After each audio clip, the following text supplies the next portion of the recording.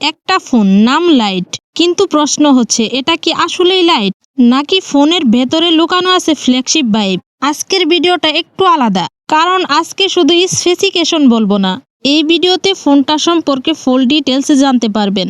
Honour 600 light আসলে এই ফোনটি রিয়েল লাইফে কেমন ভাইব করবে। ধরেন আপনি সারাদিন স্ক্রলিং করেন, গেমিং করেন বা ছবি তুলেন, সে অনুযায়ী এই ফোনটা কি আপনার সাথে সঠিকভাবে টিকে থাকবে নাকি মাঝপথেই থেমে যাবে, সেটাও জানতে পারবেন আজকের এই ভিডিওতে। আর সবচেয়ে ইন্টারেস্টিং ব্যাপার হলো, ফোনটা হাতে নেওয়ার পর প্রথম ইমপ্রেশনটাই আপনাকে একটু চমকে দিতে পারে। তাই আজকে কোনো বাড়তি হাইপ নয়, কোনো অপ্রয়োজনীয় কথাও নয়, শুধু রিয়েল এক্সপেরিয়েন্স আর অনেস্ট রিভিউ হবে। তো চলুন দেখে নেওয়া যাক অনার 600 লাইট আসলে আপনার জন্য কতটা বেস্ট হতে পারে। সো মূল ভিডিওতে যাওয়ার আগে রিকোয়েস্ট থাকবে চ্যানেলটা সাবস্ক্রাইব করে রাখার। আর হ্যাঁ, এই ভিডিওটা আপনি যদি ফেসবুক পেজ থেকে দেখে থাকেন অবশ্যই ফেসবুক পেজটি ফলো দিয়ে পাশেই থাকবেন। প্রথমে যদি আমরা ফোনটার ডিজাইন নিয়ে কথা বলি, ফোনটা দেখতে কিছুটা আইফোনের মতোই ডিজাইন করা হয়েছে, বিশেষ করে এর ক্যামেরা মডিউল ডিজাইনটা। পেছনের দিকটাতে রয়েছে দুইটা ক্যামেরা, আর সামনের দিকে রয়েছে কিউট সুন্দর একটা ডিসপ্লে, যেটা সত্যি চোখে লাগার মতন একটা অবস্থা। এর ওজন হচ্ছে মাত্র 180 গ্রাম, মানে হাতে ধরলে অনেকটাই হালকা মনে হবে। আর ফোনটার ভেতরে রয়েছে IP66 রেটিং, এতে ফোনটা হালকা ধুলোবালি বা পানি থেকে কিছুটা সুরক্ষা থাকবে। তবে এই ফোনটা কিন্তু পুরোপুরি ওয়াটারপ্রুফ না। এখন কথা বলা যাক ফোনটার ডিসপ্লে নিয়ে। এখানে আপনি পাবেন 6.6 ইঞ্চির অ্যামোলেড প্যানেল এবং 120 হার্জের রিফ্রেশ রেট। এতে স্ক্রলিং করা বা গেমিং করা বেশ স্মুথ লাগবে, কারণ এখানে অ্যামোলেড প্যানেল ব্যবহার করা হয়েছে।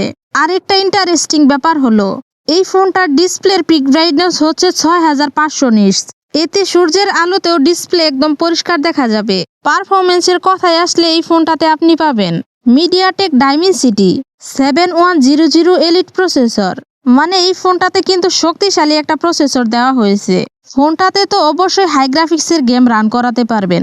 যাই হোক, এখন কথা বলা যাক ফোনটার ক্যামেরা সেটআপ নিয়ে। ফোনটার ব্যাক সাইডে রয়েছে 108 মেগাপিক্সেল মেইন ক্যামেরা এবং 5 মেগাপিক্সেল আলট্রা ওয়াইড ক্যামেরা। এতে আপনি ছবির ডিটেল ভালোই পাবেন। আর সামনের দিকে রয়েছে 16 মেগাপিক্সেল সেলফি ক্যামেরা। এই সেলফি ক্যামেরা দিয়ে আপনি মোটামুটি লেভেলের ছবি পাবেন, তবে হাই লেভেলের ছবি কিন্তু আশা করা যাবে না। আর এই ফোনটাতে ব্যাটারি হিসেবে রয়েছে 6520 mAh এর বিশাল ব্যাটারি, মানে এক চার্জে আপনি 2 থেকে 3 দিন অনায়াসে ব্যাকআপ পাবেন।